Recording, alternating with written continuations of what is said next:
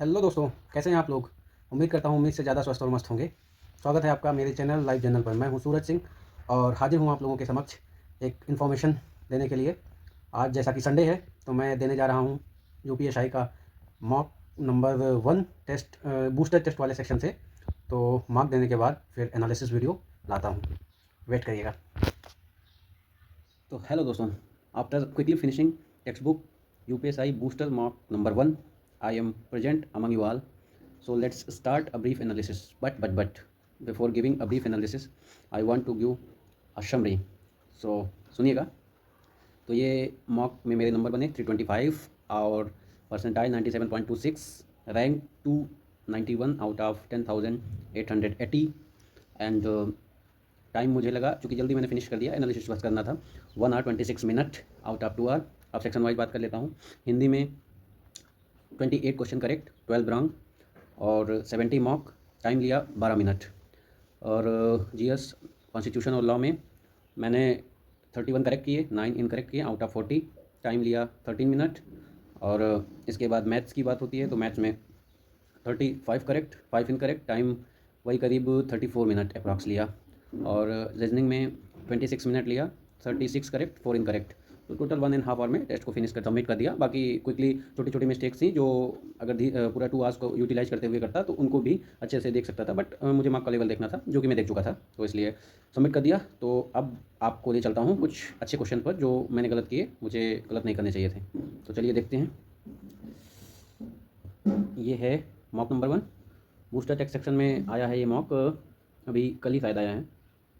तो देखते हैं, पहले हिंदी से शुरू करते हैं। हिंदी से तो हिंदी में मैंने 28 करेक्ट किए, 12 इनकरेक्ट किए, चूँकि हिंदी को अभी थोड़ा सा और पढ़ना होगा, और 12 मिनट में जल्दी जल्दी करके फिनिश कर दिया थोड़ा सा। तो इसमें मैंने एक गलत किया है। जो अच्छे क्वेश्चन है वो मैं बेसिकली डिस्कस कर रहा हूँ। एक समास का क्वेश्चन था, निम्नलिखित शब्द किस समास का उदाहरण है। स्क्रीन पे आप देख रहे हैं, समक्ष का समास बताना था, मैं तत्पुरुष के साथ गया, लेकिन ये अव्ययी भाव समास था, तो मुझे समास को एक बार अच्छे से देख लेना चाहिए। बाकी एक ये प्रश्न गलत हुआ है, विपत्ति कसौटी जे कसे ते ही सांचे मीत, इसमें अलंकार बताना था। रूपक अलंकार के साथ में गया, जबकि सॉरी, मैं अनुप्रास के साथ गया, जबकि रूपक सही है, तो मुझे अलंकार एक बार रिवाइज कर लेना होगा। आप लोग भी अलंकार रस छंद को एक बार अच्छे से देख लीजिएगा। और एक ये क्वेश्चन गलत हुआ है, मतलब ये 2 क्वेश्चन जो मैंने बताए हैं ये जनरली ग्रामर के गलत हुए, हिंदी ग्रामर के। बाकी हिंदी लिटरेचर से क्वेश्चन थे वो गलत हुए हैं मेरे। एक कविवर बिहारी लाल की कृति बिहारी सतसई है, इसमें मैंने नीति काव्य लगा दिया था, लेकिन ये मुक्तक काव्य है, तो ये मेरा गलत हुआ है। ओवरऑल अपभ्रंश को पुरानी हिंदी किसने कहा, तो मैं श्याम सुंदर दास के साथ ऑप्शन में गया था, जबकि करेक्ट ऑप्शन है आचार्य रामचंद्र शुक्ल। तो मुझे जानकारी नहीं थी, हिंदी लिटरेचर को एक बार गो थ्रू होना होगा। और एक ये प्रश्न गलत किया है मैंने, कछुआ धर्म और मारे से मोहि कुठाओ यह किसकी रचना है। बहुत डिफरेंट क्वेश्चन था मेरे लिए। मैं इसमें अध्यापक पूर्ण सिंह के साथ गया था, जबकि चंद्रधर शर्मा गुलेरी सही ऑप्शन होगा इसका। तो लिटरेचर हिंदी के ये कुछ प्रश्न थे जो मुझे और देख लेने चाहिए थे। बाकी एक ये प्रश्न था, निम्नलिखित में से किस भाषा की ध्वनियों में नागरी लिपि का को प्रभावित नहीं किया। इसमें गुजराती, अंग्रेजी, मराठी, कन्नड़ करके ऑप्शन था, और मैंने सोचा कि हो सकता है मराठी ऑप्शन हो, नागरी लिपि को प्रभावित नहीं किया हो, लेकिन इसमें कन्नड़ ऑप्शन सही है, तो देखना होगा। एक ये क्वेश्चन जो मुझे गलत नहीं करना चाहिए था हिंदी में, चूँकि ये मुझे पता था, दाल में ज़्यादा नमक पड़ गया, वाक्य में कौन सा विशेषण है। इसमें मैं गुणवाचक के साथ गया था, लेकिन ज़्यादा परिमाणवाचक था, मुझे लगा कि नंबर नहीं लिखे हैं तो परिमाणवाचक नहीं होगा, तो मैं इस आधार पर गुणवाचक के साथ चला गया था, हालांकि इसमें परिमाणवाचक होगा। तो हिंदी का हो गया 28 करेक्ट, 12 इनकरेक्ट। और अब चलते हैं लॉ और कॉन्स्टिट्यूशन पे। इसमें तो मैंने लॉ, जैसा कि मैंने अपने पूर्व वीडियो में बताया था, मैं लॉ का और कॉन्स्टिट्यूशन को अब रिवाइज कर रहा हूँ, तो काफ़ी सुधार हुआ है। 31 करेक्ट है, 9 इनकरेक्ट है। चलिए देखते हैं एक एक करके कौन कौन से जो क्वेश्चन इंपॉर्टेंट थे जो इनकरेक्ट हुए हैं। एक प्रश्न था बीएनएस से रिलेटेड था, निम्नलिखित में से कौन सा पद बीएनएसएस के तहत जोड़ा गया था लेकिन सीआरपीसी में स्पष्ट रूप से उल्लिखित नहीं था। अब इसमें ऑप्शन थे सार्वजनिक अभियोजक, उप महानिदेशक अभियोजन, विशेष कार्यकारी मजिस्ट्रेट, सहायक निदेशक अभियोजन। मैंने विशेष कार्यकारी मजिस्ट्रेट लगाया था, शायद मैंने पढ़ा था कि विशेष कार्यकारी मजिस्ट्रेट के बारे में मैंने कुछ पढ़ा था कि इनके बारे में कुछ चीज़ें बीएनएसएस में दी गई हैं। हालांकि ये पद समाप्त कर दिया गया है, और जो नया पद इसमें सृजित किया गया वो सहायक निदेशक अभियोजन का है, मुझे जानकारी नहीं थी। इसको करेक्ट, मतलब ये इनकरेक्ट हुआ है मेरा। इसके अलावा जो एक इनकरेक्ट हुआ है वो है हाँ, बीएनएसएस में महानगरीय क्षेत्र और महानगरीय मजिस्ट्रेट की अवधारणा के संबंध में निम्नलिखित में से कौन सा सत्य है। अब इसमें मैंने लगाया था विशेष कार्यकारी मजिस्ट्रेटों द्वारा प्रतिस्थापित किया गया, और इसमें अन्य ऑप्शन थे ग्रामीण क्षेत्रों को शामिल करने के लिए विस्तारित किया गया, पूर्णतः समाप्त कर दिया गया, संशोधनों के साथ बरकरार रखा गया।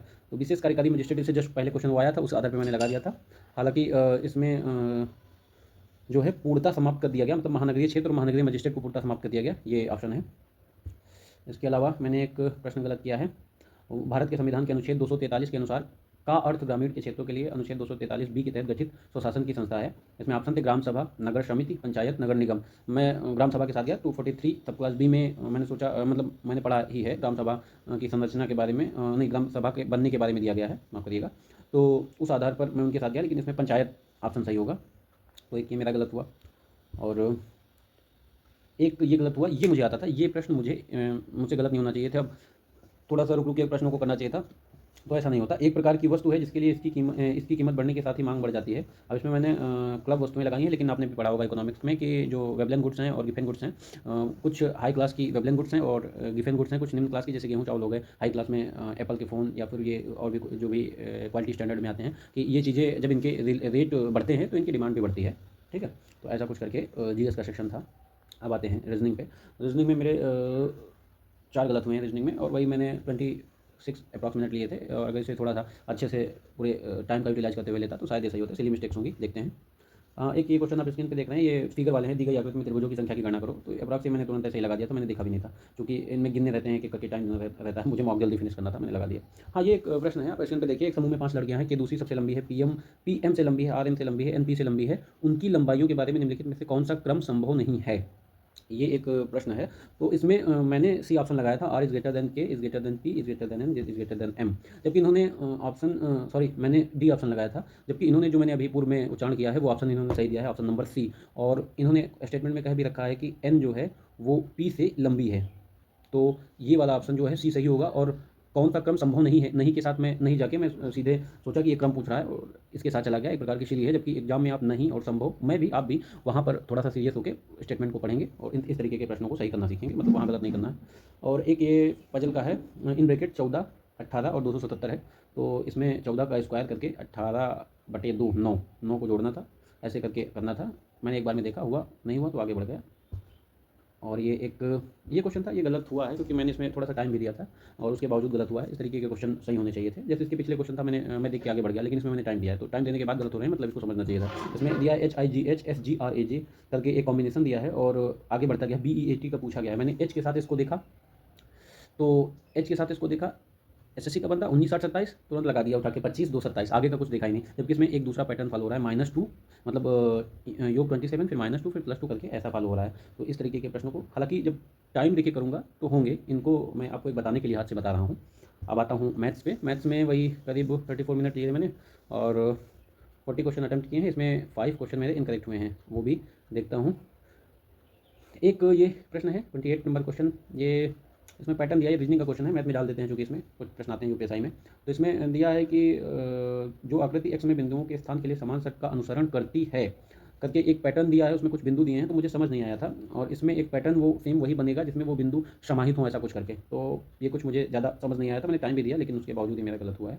और एक ये प्रश्न था जो वास्तव में मैंने गलत किया है जल्दबाजी में। 3 इकाई त्रिज्या और 8 इकाई ऊंचाई वाले एक बेलन में रखी जा सकने वाली सबसे लंबी सीधी छड़ की लंबाई कितनी होगी। तो इसमें बेसिकली इस तरीके के ज्योमेट्री के क्वेश्चन में जो डायगोनल होते हैं, डायगोनल की लंबाई को यूज किया जाता है। बस वही जल्दबाजी, सिली मॉक जल्दी फिनिश करूँ, उस चक्कर में मैंने डायगोनल को ना यूज करके मतलब रेडियस को यूज कर लिया, जबकि डायमीटर को यूज करना चाहिए था। डायमीटर के स्क्वायर और हाइट के स्क्वायर को क्या कहते हैं, अंडर रूट ले लेना चाहिए था, तो आ जाता। तो ऐसा करके ये एग्जाम में ये सिली नहीं करनी है, ध्यान रखना है हम लोगों को। और ये भी सिली है, मतलब मैथ्स में सिली है 2-3। एक जो प्रश्न मैंने आपको बताया वो फिगर वाला, वो नहीं समझ आया था। बाकी ये है सिली। निम्न अक्षरों, रीजनिंग का है, मैथ में क्या ही कहेंगे। निम्न अक्षरों के समूह में कौन सा भिन्न है। तो इसमें CZHKMLAGXUBU SENO दिया है। तो इसमें जो पैटर्न फॉलो हो रहा है, मैंने देखा CZ है तो 26 और 3 तो मैं चला गया 29 के साथ। और फिर उसके बाद मैंने देख लिया XU, तो ये भी U का 21 और X का 24, तो 3 ऐड हो रहा है, तो मैं उसी हिसाब से नीचे SE में ये पैटर्न फॉलो नहीं हो रहा था। S का 19 और E का 5, मतलब लेटर का नंबर है, तो उस आधार पे ये पैटर्न फॉलो नहीं हो रहा था, मैं इसके साथ चला गया। हालांकि इसमें दूसरी पैटर्न को फॉलो किया गया है, तो उस आधार पे ये गलत हुआ है। परीक्षा में थोड़ा सा ध्यान देकर पैटर्न के प्रश्न हम लोगों को करने चाहिए। और बस यही थे प्रश्न जो गलत हुए हैं। जो एक स्टेटमेंट का गलत हुआ है, तो स्टेटमेंट का क्या ही कहें, स्टेटमेंट में कभी सही हो जाते हैं, कभी बीच बीच में उनका सेंस हमारा सेंस मिसमैच हुआ तो गलत हो गए। तो ये था ओवरऑल एनालिसिस कर दिया मैंने। और एग्जाम में पूरे 2 आवर का यूज़ करना है, इस तरीके से नहीं 1 आवर 30 मिनट 26 मिनट का यूज़ करके। तो और ध्यान देके मैथ्स रीजनिंग को करना है, वहाँ पर एरर आप परसेंटेज बहुत मिनिमल होना चाहिए, क्योंकि वो आपका के मार्क बूस्ट बूस्ट करेंगे। और बाकी मूल विधि संविधान में ठीक चल रहा है, रिवीजन अच्छा चल रहा है। और हिंदी को देखना पड़ेगा भाई, हिंदी को अच्छे से देखना पड़ेगा। 28 करेक्ट है, इसको 32 तक लेके जाना है, क्योंकि इसमें टाइम का कोई नहीं, टाइम 13-14 मिनट आप भी लेंगे, लेकिन इसको थोड़ा सा और इम्प्रूव करना होगा, हिंदी में काम करना होगा। बाकी तो ठीक है, ओवरऑल मार्क ठीक जा रहे हैं। तो फिर एनालिसिस कंप्लीट हुआ, मैंने आपको सारी चीज़ें बता दी। मिलते हैं अगले वीडियो में एक नए टेस्ट के एनालिसिस के साथ। हो सकता है ऑल यू का मॉक टेस्ट आया है सीजीएल का, उसका एनालिसिस का वीडियो लाऊं, अगर मॉक दूंगा तो लाऊंगा। तब तक के लिए keep trending your self and work hard for your future, make your future bright. Thank you, जय हिंद, नमस्कार।